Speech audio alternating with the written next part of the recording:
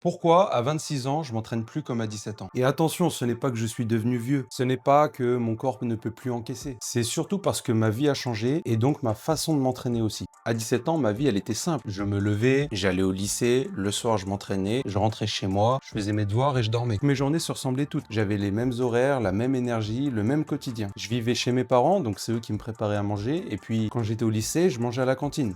Donc je n'avais pas besoin de réfléchir à qu'est-ce que je vais manger, à faire des courses. Toutes ces responsabilités d'adulte, finalement, elles étaient déléguées. Je me posais pas trop de questions sur l'alimentation, la récupération, l'organisation. Et aujourd'hui, c'est plus du tout comme ça. Aujourd'hui, sûrement comme vous, j'ai un travail, j'ai des responsabilités, je suis obligé de gérer plusieurs choses dans mes journées et de m'organiser. Il y a des jours où je finis tôt, il y a des jours où je finis tard. Il y a des jours où je peux m'entraîner pendant 2 heures, il y a des jours où j'ai que 40 minutes pour m'entraîner. Il y a des jours où j'ai beaucoup d'énergie, des jours où je suis rincé. Et forcément, je ne peux plus m'entraîner comme si chaque journée était identique. Avant, j'avais un programme fixe, rigide. Tel jour, tel muscle. Pour tel muscle, je faisais tant de séries, tel exercice, et c'était ça ou rien. Si ma séance, elle devait durer 2 heures et que finalement, je pouvais m'entraîner que 1 heure, bah, je considérais que c'était une séance ratée. Et limite, je ne voulais pas aller à l'entraînement parce que je savais que je pouvais pas faire en 1 heure ma séance qui était prévue en 2 heures. Ça n'allait servir à rien. Aujourd'hui, j'ai compris que c'était une erreur. Aujourd'hui, j'adapte mon entraînement au quotidien, c'est-à-dire que j'ai un entraînement de base, mais cet entraînement, il est modulable. Si j'ai un peu plus de temps, bah, je vais le faire durer un peu plus longtemps. Si j'ai moins de temps, je vais peut-être enlever un exercice, 1 ou 2 séries. Par contre, ce qui est non négligeable, c'est l'échauffement. Je ne réduis jamais l'échauffement parce que c'est quand même la base et aujourd'hui, je m'entraîne pour durer. Je m'entraîne pas pour me blesser. De la même manière, si j'ai beaucoup d'énergie, je vais peut-être mettre un peu plus lourd. Si je sens que je suis fatigué, je vais réduire les charges, je vais me concentrer sur la technique et les sensations. Mon objectif, c'est pas d'être bien là maintenant. Mon objectif, je le répète, c'est d'être bien à long terme. Finalement, maintenant, je fais pas moins ou plus, je m'adapte. Je m'adapte à mon quotidien. Il y a des jours où je dors très bien, je me sens très bien, et bien ces jours-là, je vais mettre assez lourd et je vais essayer de tout donner à l'entraînement. Il y a des jours où j'ai moins d'énergie, je me sens plus fatigué, je vais réduire les charges, me concentrer beaucoup plus sur la technique, la sensation et l'exécution. Alors oui, en musculation, la charge elle est essentielle, mais quand vous avez une vie chargée, vous pouvez pas tous les jours vous donner à fond à l'entraînement et faire des séries super lourdes. Il y a des jours où vous êtes plus fatigué, vous êtes plus stressé et donc vous allez réduire les charges. Alors ça veut pas dire que c'est inefficace parce que vous sollicitez quand même vos muscles, vous les stimulez. C'est peut-être moins efficace que mettre lourd, mais au moins c'est préférable pour durer. Et parfois le problème ce n'est ni la motivation ni l'énergie, des fois c'est juste le temps. Des fois on n'a pas le temps. Quand on est adulte et qu'on travaille, toutes nos journées ne se ressemblent pas. Et il y a des jours on a beaucoup moins de temps, on va avoir 30 minutes pour faire une séance. Et si je sais pas faire une séance en 30 minutes, bah je m'entraîne pas. Et si je m'entraîne pas, je régresse. Et c'est préférable de s'entraîner 30 minutes, même si c'est moins efficace que s'entraîner 1h30, que de ne pas s'entraîner. Ce que j'ai compris avec les années, c'est que le meilleur entraînement, c'est pas le meilleur entraînement sur le papier. Bien sûr, si on se base sur les études scientifiques, si on se base sur ce qui est prouvé et ce qui est le plus efficace, on peut arriver à déterminer ce qui est un bon entraînement. Mais aujourd'hui, avec le temps, j'ai compris qu'un bon entraînement, c'est un entraînement qui s'adapte à ta vie. Ce n'est pas celui où tu fais toujours plus, c'est celui que tu arrives à tenir sur le long terme. Si aujourd'hui, tu as l'impression de ne plus t'entraîner comme avant, ce n'est pas une régression, c'est peut-être juste une évolution. Apprendre à s'adapter, c'est sûrement ce qui te permet de continuer à progresser quand les années passent. Si cette vidéo t'a plu et que tu t'es reconnu dans ce que j'ai dit, n'hésite pas à t'abonner. Je vous emmène avec moi dans mon quotidien et vous allez voir comment je m'organise pour progresser. Dis-moi dans les commentaires si tu t'es reconnu et si tu as une vie chargée. À la prochaine vidéo.